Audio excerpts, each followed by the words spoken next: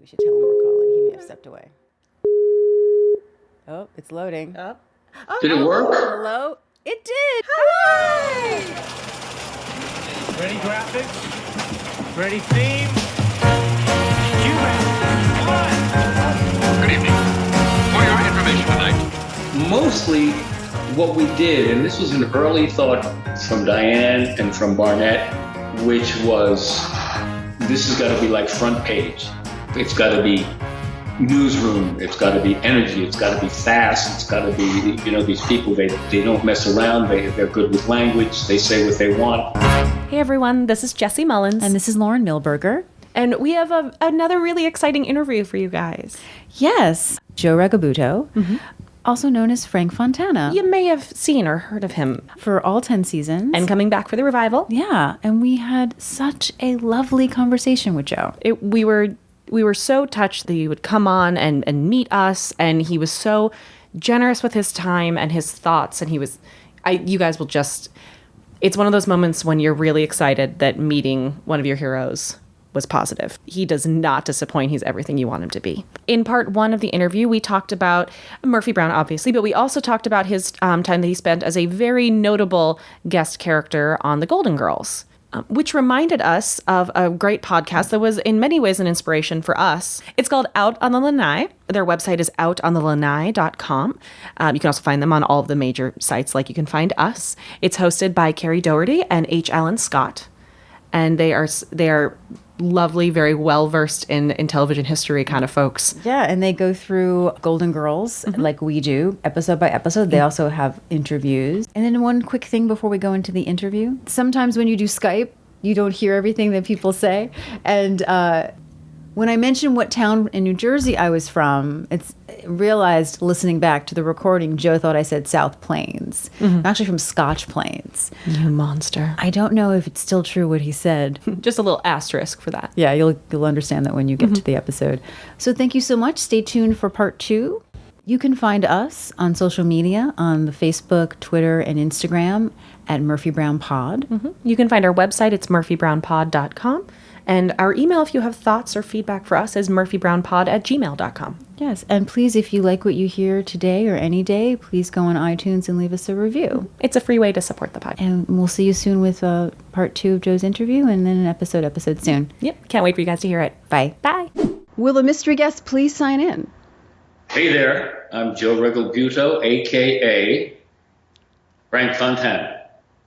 Hello, welcome. Welcome to the show, Joe. On this show, you've heard of Frank Fontana.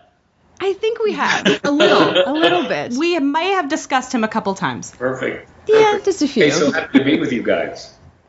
Forward to this for a long time. The first time I heard you think, oh God, I couldn't believe what I heard. Oh no, that sounds terrible. Couldn't believe it. But in the best, I texted or I emailed Diane or something. I said, God, these guys know more about the show than we do. That's what she said to us. Well, that's fandom for you. It's crazy. It was, the color of the blazers, and when you gave this look, I never thought I was so nuanced. Well, you're welcome. We gave you the gift of the outside perspective. Absolutely. So I'm always so curious. When you guys watched the show, were you single parents? Did you have single parents or? Good question. Yeah. No, I was from I will say I come from a very matriarchal family, and my mom was definitely a Murphy of women, and my father was very Irish, emotionally available, maternal type, whereas my mom was the career woman. So I watched my mom on screen. Interesting. I just watched a lot of television. And I found it in the middle, I guess really sort of very close to the beginning of season 2. And something about it just took my attention. And I was about 11 or 12. And so the show took me from, being a preteen all the way to 21. That's pretty unusual. At 11 or 12, you started watching. The reason I asked was because, in subsequent work over the years, many times I've run into people who say, I'm a big fan. They're young people and they watch with their single. I hear a lot of people, they watch with their single mom. Yeah, we get that a lot too, because of the internet. Obviously, we get to talk to a lot of our listeners, and some people have been nice enough to email us, and that is definitely something that we've gotten. We've gotten a lot of that support. Yeah. Cool. We're so happy to have you here on our little show. Yeah, I'm so happy that you're looking at coming to my neck of the New York City woods, that because is I live in correct. Queens. You do. You know what? I do. We're going to have to stay after the show or do a whole episode on Queens and Long Island City, if you don't mind. Oh, I'm 'Cause ready. We're in the middle of figuring it out crisis. You'll be filming in Queens. My son lives in Brooklyn, and my grandson, I have a grandson in Brooklyn, so that's all fantastic. Aw. I have a sister in New York. We'll see, but it's getting closer, so I have to decide something pretty soon, I think. Yeah. I will say, as somebody who took several years to get used to the New York City housing market, because I came from the Midwest where everything is done many months in advance, that is a common feeling. Everything seems to happen with about 3 days notice. Yeah. Well, speaking of where we're both from, I am from New Jersey. Jersey! Jersey! Yes! Very proud. And so we talk about Jersey on the show a lot because you're from Jersey. Robert Pastorelli was from Jersey. Where in Actually, Jersey? more sort of my neighborhood. Scotch Plains. South Plains? So I'm Union County. You were Bergen County, Bergen right? County. South Plains, Yeah. in case you don't know, that's the high end. High end. Ooh. Oh, excuse me.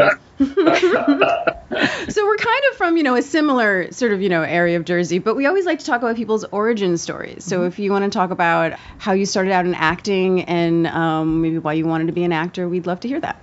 Well, I did a little, besides Jersey, I was born in Brooklyn, actually. Then we moved to the Bronx, a little borough hopping in the beginning. And then as a kid, we moved to Jersey. Then I went back to school in New York. I went to NYU. I first went to a place called the American Academy of Dramatic Arts. Then right after that, I was extremely eligible for the draft and got picked number 36 in the lottery. My birthday was 36. So it was going to be a big, tough choice, and I didn't want to go. I ended up being a conscientious objector. The whole process, you couldn't just go into the draft board and go crazy anymore at that point, because you could be bleeding from the eyes and they would take you in.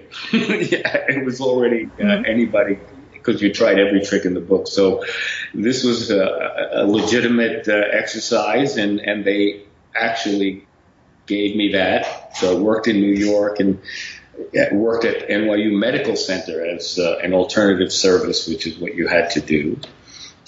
Interesting. Just in the library. You had to always do, you couldn't just sort of say, okay, I'm not going. You had to do an alternative service of some kind.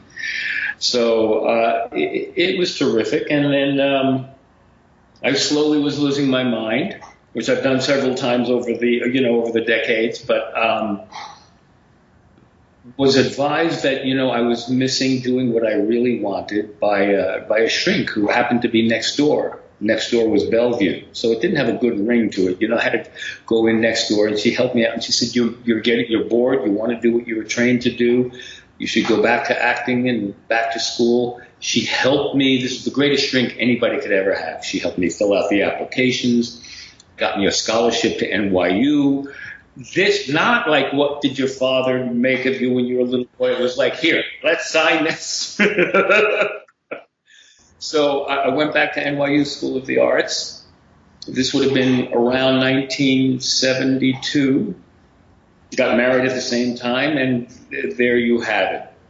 After graduating there, by the way, NYU at that time, my graduating class, 18 students. What? 18. Wow. I think there were only like 40 or 50 to begin with. And Wow, that's I never knew nowhere that. like it is now. It's gigantic now, I know.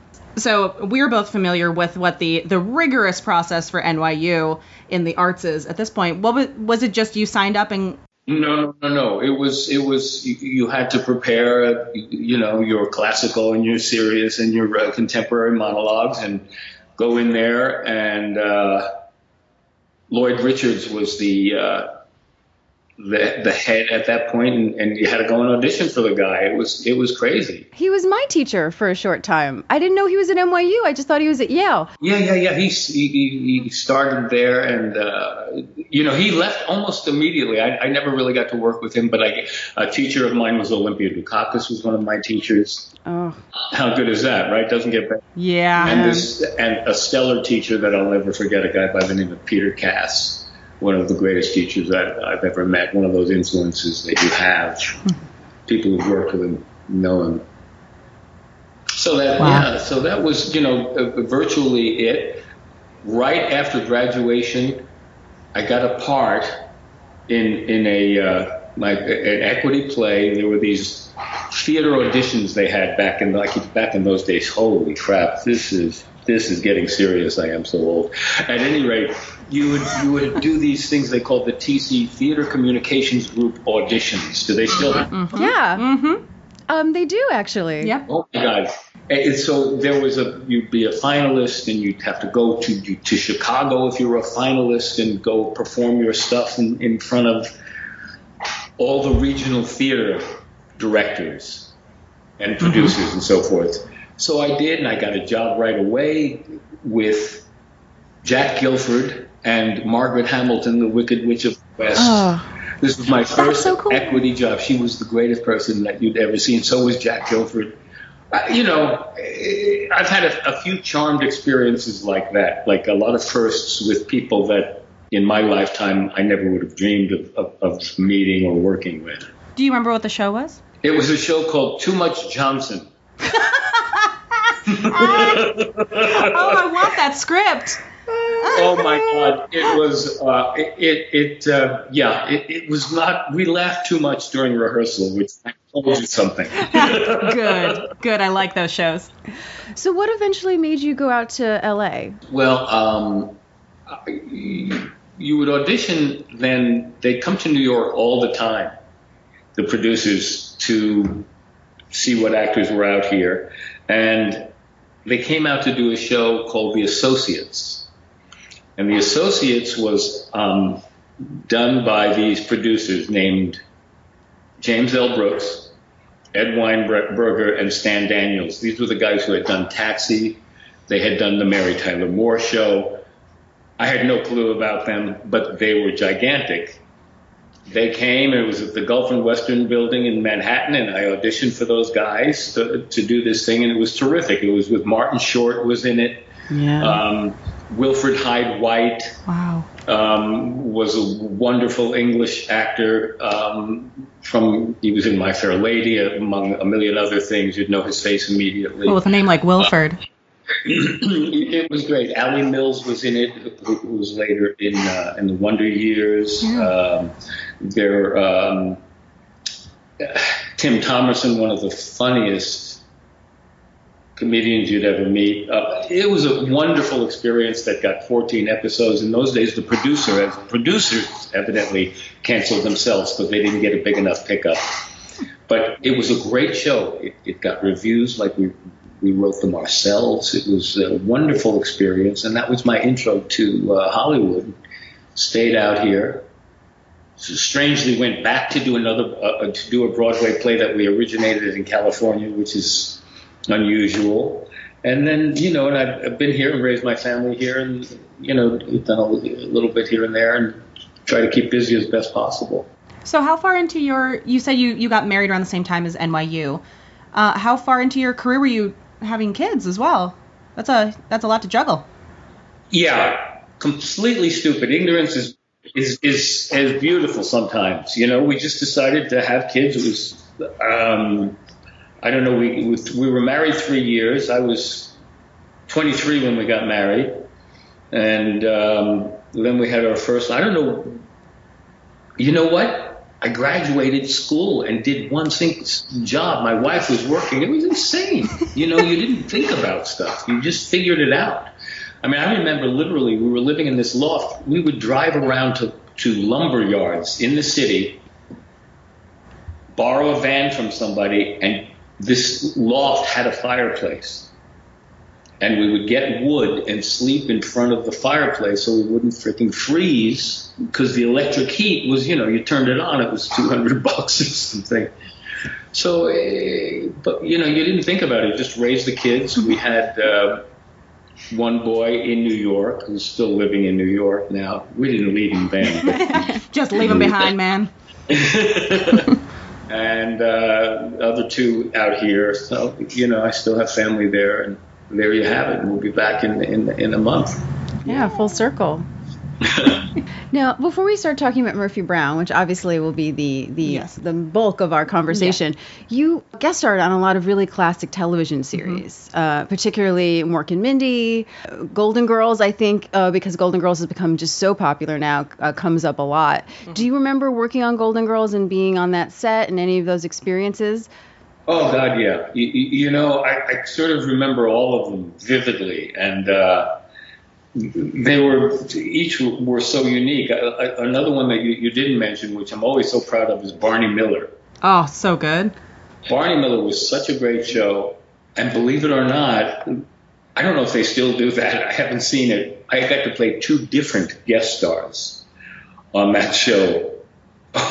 It was, I played one guy was an Agent Orange salesman, and another guy was a New York City garbage cop who was taken in for firing warning shots when you threw down a Snickers bar. So they were hilarious guys. Yeah. Golden Girls was fantastic. I mean, these people were terrific actors. It's funny. I for a long time would always get the thing of, you're so mean. You didn't like, because she was a fat girl. And I mean, for our listeners who maybe aren't familiar with the episode, it's actually kind of a very famous episode of The Golden Girls. Is you were dating Blanche's daughter, and you're horrible to her. To this day, I get comments. It's the power of television is ridiculous. Mm-hmm. There was a period where I did a cliffhanger and the first 5 episodes of Knots Landing. Mm-hmm. Mm-hmm. And I had a thing where I had something with the twins and my twins, and I took them back, and kidnapping. Kidnapped them, yeah. Yeah. Why don't use that word? It wasn't really okay. Kidnapping. Do not pass judgment here. Sorry, it's been a long time since I watched the CBS soaps. So check it out. Here I am. This is so funny. I'm doing an episode of Magnum in Hawaii with Tom Selleck, who at this point is God. Mm-hmm. I mean, he's walking down the street. People are screaming out, Magnum, Magnum. They're coming up to him, sign my dollar bills. It was ridiculous. At the same time, we'd be walking together and people would yell out, give the babies back. I'm saying, oh my Lord, here I've got Tom Selleck on one side, and they're taking this dead seriously. Just a phenomenal thing. I ended up working with him like 4 times, and that kind of an experience.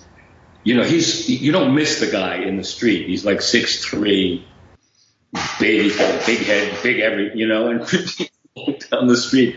But people take this stuff so seriously. It's scary at times. A quick jump to Murphy Brown when we had the Dan Quayle issue. We had to put metal detectors outside the stage.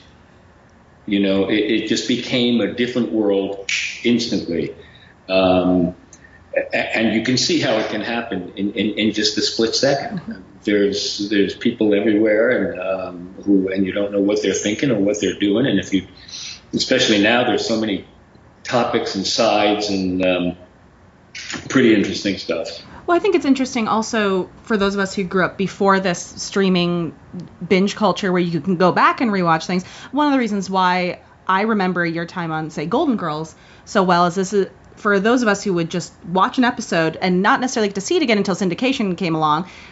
we remembered the standout moments and the things that really stuck with you. And a lot of times it was great character performances or these really striking storylines that resonated. And yours and Golden Girls, I get why people still won't let that go. Yeah, and I think also before you could have a movie in the palm of your hand, there was an intimacy to television that you didn't have with movies. Oh, completely. And you're there in your living room. I mentioned to you guys at another time, people just sitting alone with their moms or watching television, things make an impact.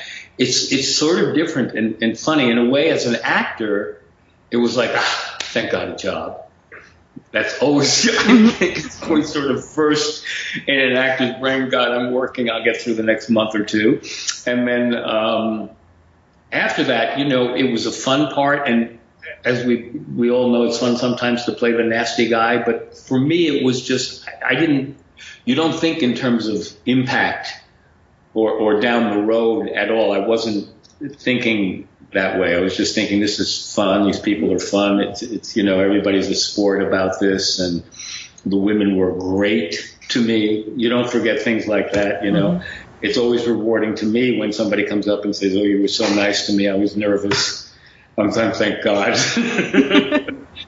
But it was great. I mean, Mork and Mindy is like a memory for me that is terrific. First of all, I got to work with Robin Williams and Jonathan Winters together.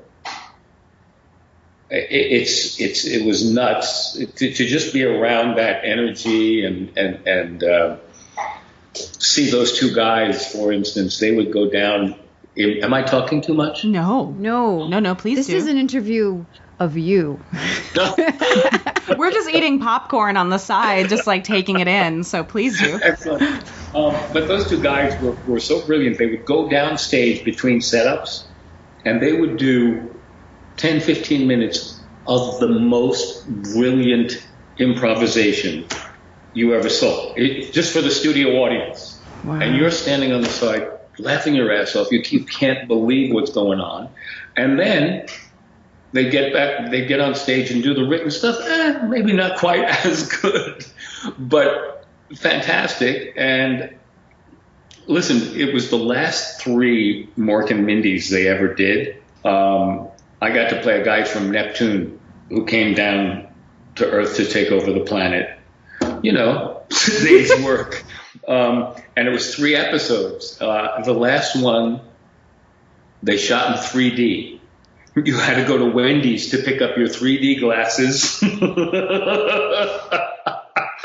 They were desperate. Mork and Mindy was on its way out for some reason. It was, maybe it's run its course. Yeah. Let's go for 3D. We'll keep these people. So we're out in the mountains shooting 3D, and I'm trying to take over the planet. And there is an all-time thing which I actually posted somewhere, or my son posted it.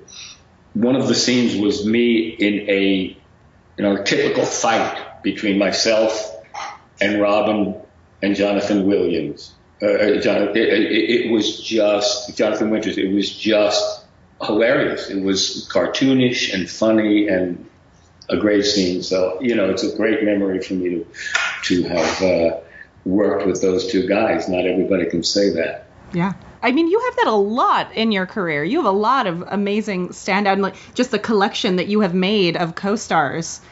It's really cool to look at. Yeah, you did a movie that I used to watch all the time as a kid, and I had forgotten that you were in it until I was reviewing your IMDb. It was called 6 Weeks with Dudley Moore and Mary Tyler Moore. Oh, yeah. I was kind of obsessed with it when I was 6 because I was to the girl, even though she was older than me, as I was studying dance, and I thought, oh, well, there's a child in a movie. But it's really sad. Mm-hmm. And I don't know why I would watch it over and over again because it's about a child who dies, unfortunately. Yeah, but as a child, I thought, oh, here's a child in a movie, just like I would watch Annie, and I would sort of feel like I saw myself. That's fascinating, and I'll tell you that the again another precious memory to me. Dudley Moore, the star of that movie, was just one of the greatest men, most hilarious men I put him up there with very few others. He was so funny. At the end of that movie, I had such a great time working on it. I actually wrote him a note, and I don't do that much, but I did. I said, this was fun and just loved it. I got back a full handwritten letter from Dudley. This was terrific. We'll do it again. Blah blah blah. It was wonderful. And Mary Tyler Moore, I'd never met her. She was a little different, a little more standoffish, a little more private. And we were not real social on the set. But, and this is just so typical, Dudley Moore brought in one of those fart machines. Good. And for some reason, this just absolutely made Mary Tyler Moore die. She just loved the fart machine. The next day, he comes in with a box of fart machines for all of us. So we're all doing it to each other, and we're saying, and this is so and so. This is the head of the network's fart, and you'd make a different kind of fart. You do this. So I'm having so much fun with these guys, and I think maybe I should stop. Meanwhile, Dudley Moore comes in the next day with one in each hand. He's never going to see. He's going on. And Mary Tyler Moore, who hardly ever said a word to me during the thing, she comes up to me one morning, and it was like, with the machine. And I was thinking, okay, maybe this is a good morning. I'm so happy. I was like, I don't know what to say. I got a little fart machine buzz from Mary Tyler Moore. There's something about it, just that like primal childlike joy of a fart machine that just unifies us all, man. I swear I never saw anything like it. I thought I'd gone too far. Dudley keeps going. Mary is just cracking up with this thing. Yeah, you're exactly right. It's so primal, so silly. Here you have all these big wigs and everybody. That's such a great story. Oh, that's so good. And I love that idea of everyone's coming from a different place. At the end of the day, there's something about Dudley Moore. My favorite Christmas movie growing up was it was Santa Claus the movie with him and John Lithgow. Oh, and yeah. I just spent my entire childhood with my family loving this man, and anytime I've talked to somebody who had the opportunity to work with them or knew somebody who did, it's the same type of story, that he was just gold. The guy would sit down. There were a couple of big sets and luxurious sets, and there'd be a piano, and he'd sit down. Yeah, I always hear that. And what a brilliant pianist he was. He'd play for everybody for 20 minutes. It was insane. And he never, literally, okay, and we're rolling, and he's pretending to take off his pants. And here we go, and then action, and then boom, perfect. I was just, knocked out by him. I can get going on some of these brilliant people that knocked me out over the years, and it's startling to me. Well, before we move on to Murphy Brown, was there anyone in your early career that we haven't mentioned that you really loved working with, that you have a story about? Well, there are many. I mean, I've been gifted. I got to work with Jack Lemmon and Sissy Spacek in a wonderful movie. Another thing that I'm just very proud of, and Jack Lemmon is one of those guys, everything that you think he might be, he was. Just the most generous, sweetest, funniest, kindest guy. Clint Eastwood I worked with, I got to work with. I mean, my first ever job was, I should say my first ever job in New York City was in Central Park, doing Measure for Measure in a production with Meryl Streep, John Cazale, Sam Waterston, Jeffrey Tambor, Michael Tucker. It just went on and on and on. John Pasquin directed it. It was nuts. I mean, I had just a tiny little, I think I was the second gentleman. I couldn't even get the first gentleman, but I was a gentleman. And it was, so there's that kind of stuff. When Murphy came, I got to meet everybody on the planet that I would never meet. I got to direct Elizabeth Taylor, for God's sakes. That's amazing. What was that like? Did you ask to direct that episode, or was it just sort of a happy accident? Happy accident. I didn't direct any for about the first 5 years. And then Steve and Gary actually they said, let's we don't want to see the guy beg any longer. I was pretty quiet about it, but you know what? Luckily for me, I would say I was the only guy in the cast who was interested in directing. Nobody else really cared about it. They wanted to just do their stuff. Now, I noticed on your IMDb that very early on that you directed an episode of Throb. You know about Throb? I loved Throb. Also, Jane Leaves is in Throb. Yeah, we love Jane Leaves. Yeah, but no, Throb is one of the first sort of syndicated shows I remember watching as a kid. Again, I watched a lot of television when I shouldn't have. That was the first thing I ever directed, and that was just before Murphy Brown. That's amazing. And I directed 2 episodes there. That's where I got to meet Jane, who I later directed in Cleveland. Plus, even before that, she had another show. I forgot the name of it. I directed a few episodes for. So, yeah, that was it. And I sort of thought, I'm scared about acting. I don't know where acting is going. You do a pilot, it doesn't go. You do something that's great, it goes a little, and then it gets shut down. And then, I went through my major panic. So I thought, this is what I'm going to do. This is what I'm going to focus on this like a madman. Then Murphy Brown came along. And I actually, it's so embarrassing in a way. I actually said no at first because I think, you know what? I don't see too much of Frank in this thing. It's okay. It's a great. It looks like it's really well written. I see that. But what am I doing? And now I'm a great director. I've done 2 episodes of Throb. So Diane called me. Thank God. She called me is all I can say. Thank God you remember certain things. I remember getting on the phone. She could have stopped at hello, and I would have said, okay, I'm in. But she was just terrific and told me about a few ideas that she had for Frank down the road. And it didn't really take any convincing or that I had a real intellectual idea why I wouldn't do it. It was just a mental breakdown. And she was nice enough to say, it might be good for you. It seems like a lot of stories with getting into Murphy Brown include Diane knowing better. Yes, that's true. Which, thank goodness. No more doubting. Absolutely.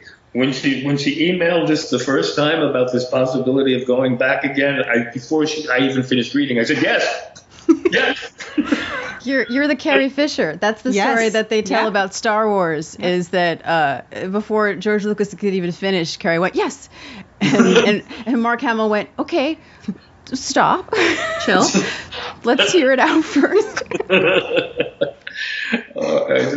It's nuts what some of the things, but a life-changing experience, to say the least. Do you remember anything about the audition process or the early filming of the pilot that really stands out to you? I kind of remember every minute of the audition process. I remember going in. I think they'd seen probably too many guys by this time for Frank. I later, half of them later ended up being guest stars on the show. It was so funny. But, they were very welcoming and wanted me to do it. I remember trying to talk Diane into not letting me go to the network. I'm saying, Diane, is there any way, can I take less money? I had this horror. I had been rejected once or twice. Also made it, gotten through it a couple of times, but it was a tormenting exercise in horror. I just was not in the mood to do it. I didn't want to do it. Please, God. It's very frank of you. And she said, don't go, please. She said, don't worry, come on in. We'll do it. And I have to say, we did it. It was okay. They didn't want me. They didn't want anyone. The only one they wanted was Faith. Faith was the only one they wanted. It's been that way all along. And Diane, the famous story with Candace of them not wanting her, and Diane saying, "Just a minute," and turning around and walking back into Kim Lester's office. And she took care of that one. So she pushed us all through, Diane knows better. The Murphy Brown story. Yeah. So what was the first time all of you together like? Did you find that chemistry immediately? Were you a little awkward? It was a little awkward. It was a little, but the chemistry came very quickly. We all went over to Diane's house somewhere. I don't even know where she was living out there, maybe toward Malibu or something. And we all went in. Bobby Pastorelli, bless his heart, came late, of course. And we were all, I remember walking slowly up to Candace, who was out on the porch, and I said, "You look like Candace Bergen to me." Scared to death. And she was very sweet. And then we were kind of about to leave, and I know somebody mentioned, should we have a read of this? And it was like, and then yes. And we did it, and that was it. We laughed our asses off and just had a ball, and it was a click. And you know what? Working on the pilot, I never saw very often. You know how it is. It takes time to develop these characters, to figure out who they all are, what they're up to, where they're going, and you had a real sense from day one of who each and every one of these people were, and that was terrifically clear and startling. Mm-hmm. Yeah, as actors, like, we've experienced that. Mm-hmm. Of course, and I also remember, particularly with Candace and Grant, who hadn't done that format before at all, were sure that because the show was good, it would be picked up. And I was going, no, don't say that. You don't know, because the show I mentioned earlier, The Associates, had reviews like we wrote them ourselves. They were some of the best reviews you'd ever read, and the show didn't last. So, we got these reviews and stuff like that. It was refreshing to see their optimism. Well, it's good, so it'll go, right? Yeah. Oh, yeah. And they were right. I was wrong. And, 10 years later, there was the proof. It was crazy. But that first year was sparkling. It was sparkling. The shows were so good. It was. I was constantly amazed at so many good scripts. The first bunch of years, there wasn't a clunker. It was ridiculous. Yeah. You go, this we're doing now? It was just all terrific. Also rare, you very often when you're doing a show, or we'll bury this one somewhere, or we'll figure it out. And boy, there were none of those. It was very, very good. Was there a point in that first season, an episode, where you remember feeling like, I got it, where it clicked for you? I'm always very partial of one of the things that Diane had promised was, you know what, Joe, we're going to be doing this show where Murphy's biological clock is ticking, and she wants to have a baby, and so I've always loved my sperm donation show. Baby Love? Yeah, we enjoy that one as well. Enjoy that one a lot. I think it's a highlight. It was fun to get close to Candace that way, and to sort of, we had a lot of scenes together and stuff, and that was I think. But to be fair, also the pilot, everybody just sort of clicked on the pilot. It was a very quick thing, but I'm not sure what that show, the one that I just mentioned, was like 5 or 6 in or something like that, maybe somewhere in that neighborhood. Oh, Baby Love. Yeah, I think it's might be 6. Somewhere I think. there. Yeah. Well, for us, and I don't know if you listened to our episode on baby love, but for us, one of the things that we love about that episode is that it's the thing that gets the potential will they, won't they out of the way. And it completely establishes the platonic relationship, which is what we love so much as consumers. Yeah, which on television is very rare. I mean, the only other sort of platonic relationship that I can think of is Toby and CJ on The West Wing, which is another show that we're a big fan of. Mm-hmm. Can you maybe talk a little bit about the relationship between Murphy and Frank? Yeah, that was really unfolding. I think it kept surprising us as we went along. What exactly are we doing? Will this ever turn into anything else? Because there were letters about that, and people would run into it, would run into you and say, are you ever going to get together with her, and this and that. And there was a lot of discipline to keep it a friendship. And what was terrific was, over the years, I really felt that relationship deepening, their friendship deepening. And it became a genuine, when they first met, I don't even remember the name of that episode, but where Summer of 77. Okay, where they go back. Thank you. Yeah, it's actually one of my favorites. Tell you guys, I'm going to do my research with you for sure. Well, listen, we've got it. We're also on season 1 right now, so that helps. We're very excited to get to that episode. Yeah, we're almost there. We're like 3 away or something. Yeah, that was terrific. So they always had, and I remember being advised by Diane and Candace, who knew a lot of these.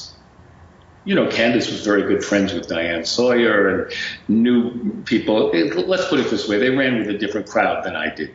Okay. So it was, we're in the bar and they put me with all this hair and the thing and the stuff, and it was fun. And, and I was talking and maybe a little sort of, let's say, softer, a little more easy than I should have been. And they started bringing up this really cool thing that these guys and girls, there are egomaniacs. Their opinions are the only ones that matter. They think highly of themselves. So it put a little more bravado into the meeting of her. Oh yeah, well, when I got my Pulitzer and I did this, blah, blah, blah. It had a little more of that kind of energy, like I'm not afraid of you, I'm not intimidated by you, and you're going to want me.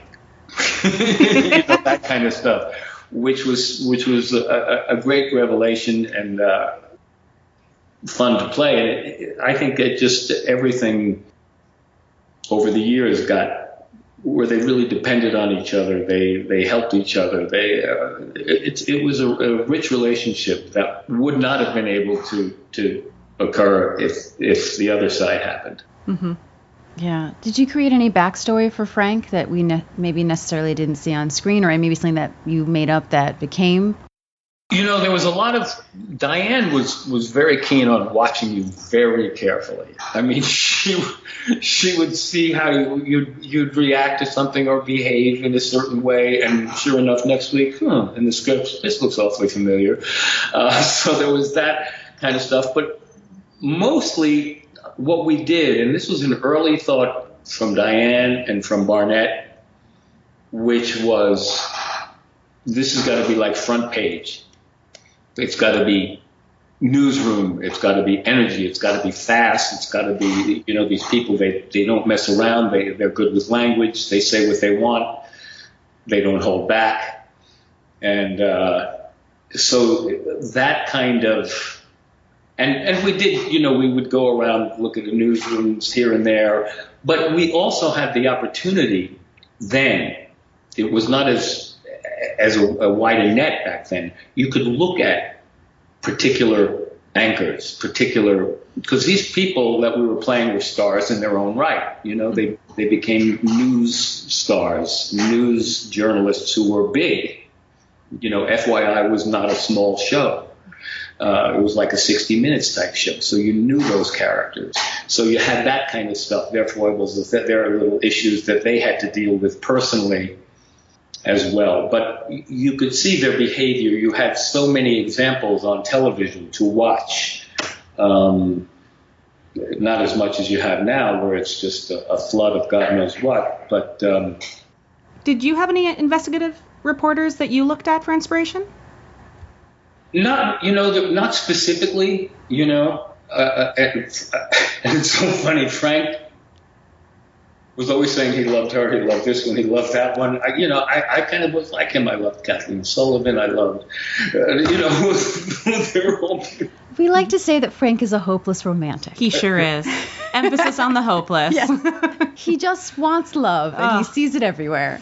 We're about to record Moscow on the Potomac, and I was just living for your face when Jim tries to say that she wants to marry you and stay forever, and it's quite wonderful.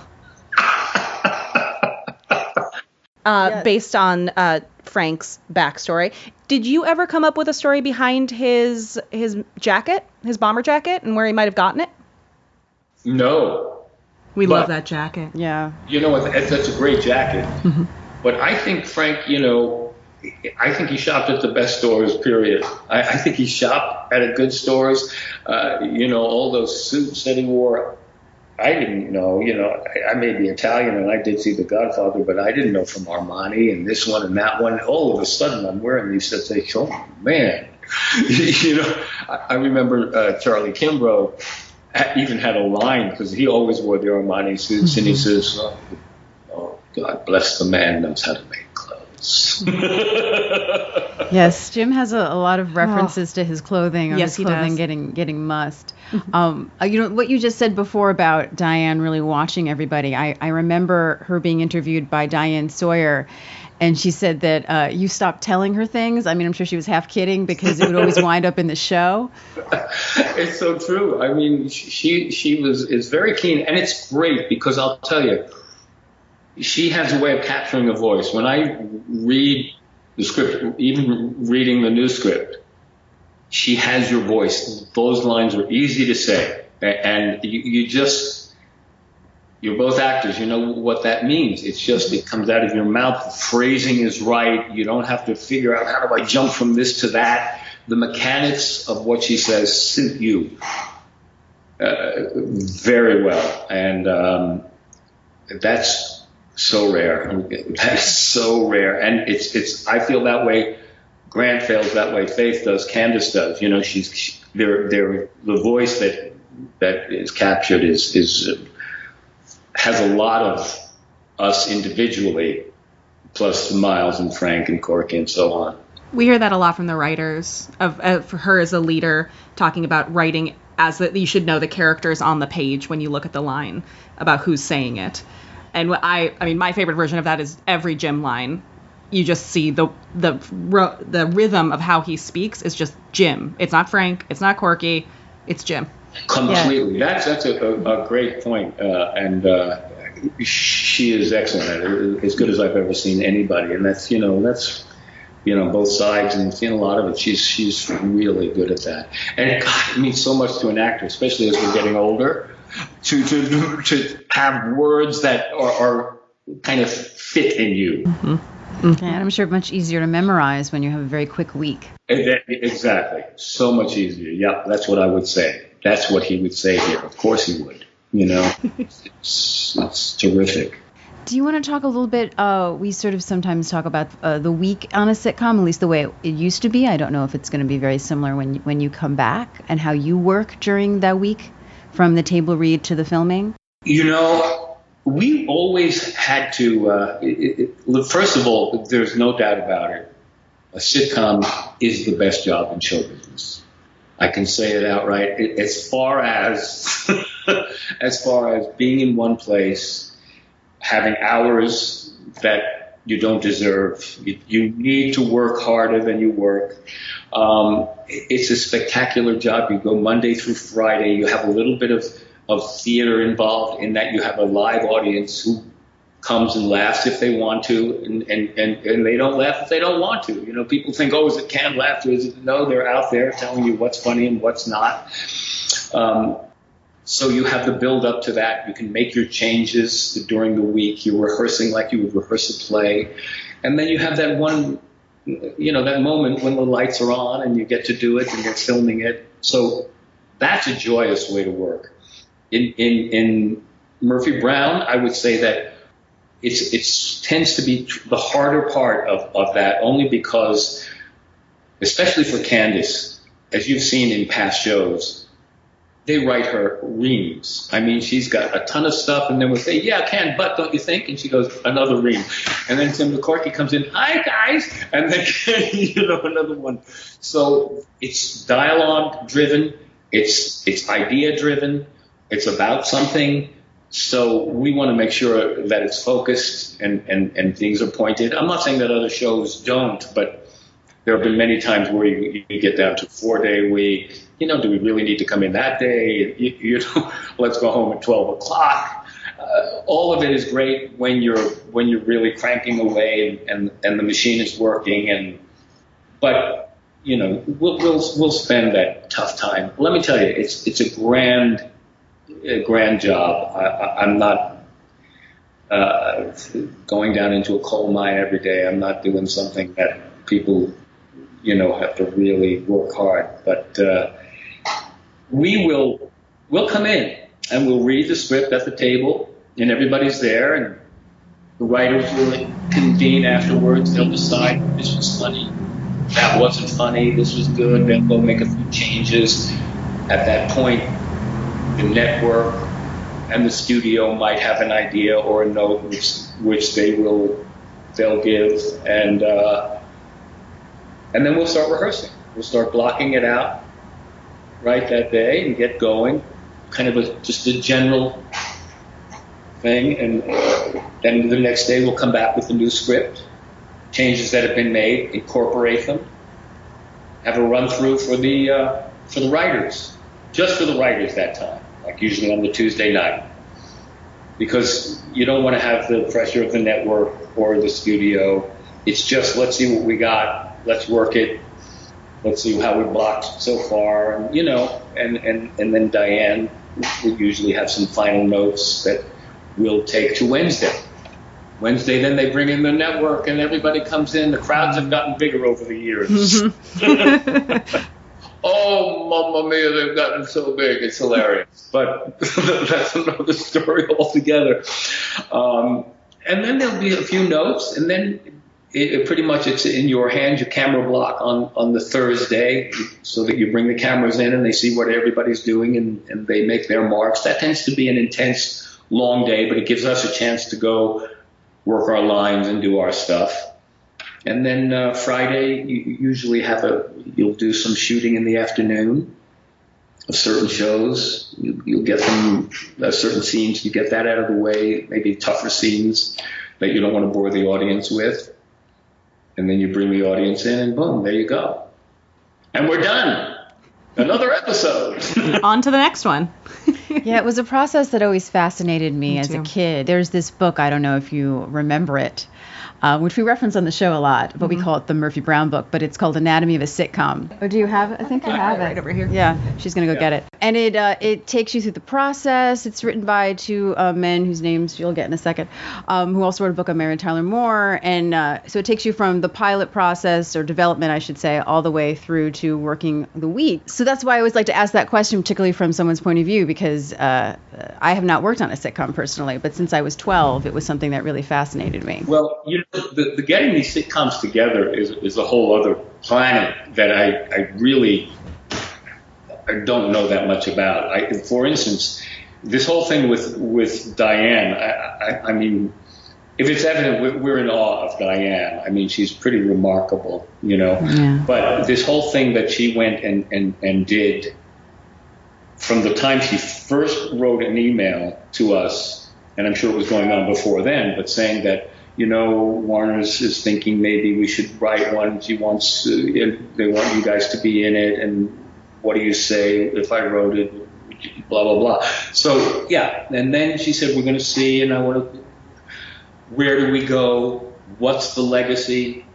Do we want to repeat something? Do we want to bring it back? And she would ask us for ideas, and I have to say she was very open to stuff that we suggested, and ideas like, what was Frank doing? What has he been doing for these many years? What